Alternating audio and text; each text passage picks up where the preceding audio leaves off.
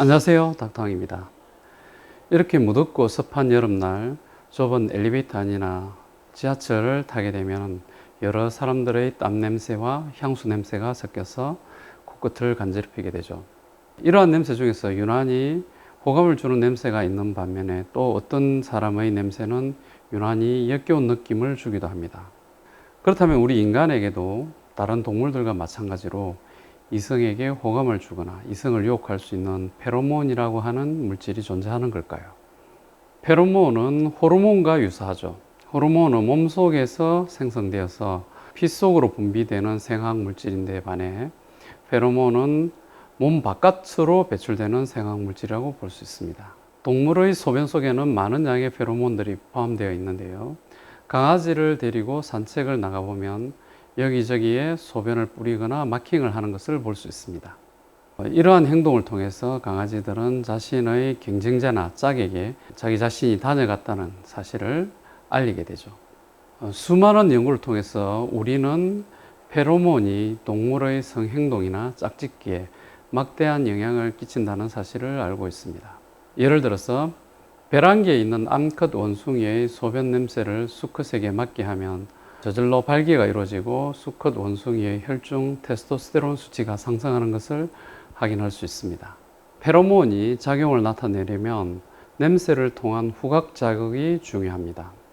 후각망울 안에는 BNO, 보습코 기관이라고 하는 기관이 자리를 잡고 있는데요. 이 부분을 제거하게 되면 동물들의 성행동이 급격하게 감소하게 됩니다. BNO는 코 안쪽에 자리 잡고 있는 화학 수용체로서 페로몬과 같은 물질들에 의해서 활성화되죠. BNO가 활성화되면 시상 하부에 있는 세포들을 자극하게 되는데요.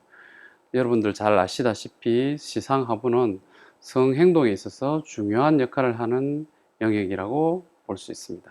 우리 인간들은 직립보행을 하게 됨으로써 우리가 얻는 대부분의 정보를 시각이나 청각을 통해서 얻게 됩니다. 이와는 달리 개들은 여전히 코를 통해서 많은 정보를 얻게 되죠. 애완견을 데리고 공원에 나가보면 공원 여기저기를 코를 킁킁거리면서 돌아다니면서 수분 만에 누가 다녀갔는지 또는 어떠한 일이 발생했는지를 쉽게 파악하는 것을 알 수 있습니다.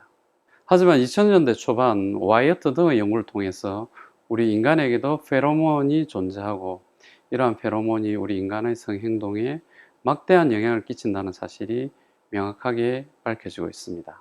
머스크 향의 향수가 인기를 끄는 것도 이러한 향이 페로몬과 같은 작용을 해서 이성에게 매력을 끌어올리는 요소로 작용하기 때문이겠죠. 그렇다면 우리 인간에게도 페로몬이 존재하고 이런 것들이 우리 인간의 성행동에 영향을 미친다는 과학적인 근거가 존재할까요? 물론 있죠. 첫 번째로 우리 인간에게도 VNO라고 하는 보스코 기관이 존재한다는 사실입니다. 간혹 성형 목적으로 코를 높이는 시술을 하게 되는데요. 이러한 수술들이 인간의 성기능에 손상을 줄 수 있는 가능성도 있습니다. 우리 인간에서도 페로몬이 실제로 분비된다는 사실이 명확하게 알려져 있는데요.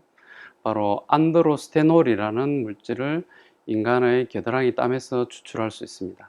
그런데 이 안드로스테놀이라는 물질은 돼지의 페로몬으로 잘 알려져 있습니다. 뿐만 아니라 레수스 원숭이의 성적 유입 물질로 알려진 페로몬을 인간의 질내 분비물에서도 추출할 수 있다고 합니다. 페로몬이 인간의 성행동에도 중요한 영향을 미친다는 사실은 인간의 페로몬을 이용한 실험에서도 잘 알려져 있습니다. 여성을 두 그룹으로 나눠서 한 그룹의 여성에게는 합성한 페로몬이 함유된 향수를 사용하게 하였고 대조군 여성에서는 일반적인 향수를 사용하게 한 후 3개월간의 성행동을 조사하였습니다.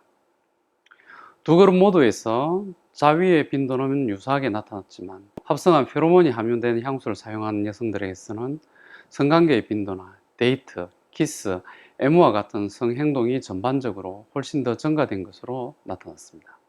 이 실험을 통해서 페로몬이 이성에게 성적인 매력도를 끌어올린다는 사실을 확인할 수가 있었죠. 페로몬의 존재를 처음으로 증명했던 고전적인 연구로서 생리주기의 동기화가 있죠.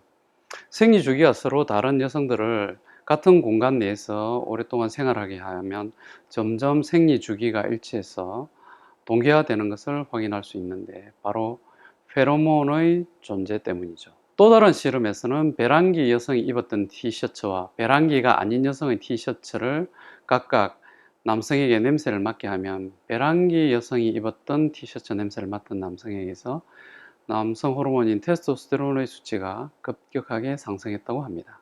두 번째로 페로몬의 영향에 대한 연구에서 사람의 몸에서 나는 체취에 대한 호감도와 뇌에서의 페로몬에 대한 반응은 성적 지향성에 따라서 다르게 나타난다고 합니다. 이성애자 남성과 이성애자 여성, 게이와 레즈비언에서 각각 겨드랑이에서 냄새를 채취한 후 서로 돌려가며 그 냄새를 맡게 한 후 호감도를 조사해 봤는데요.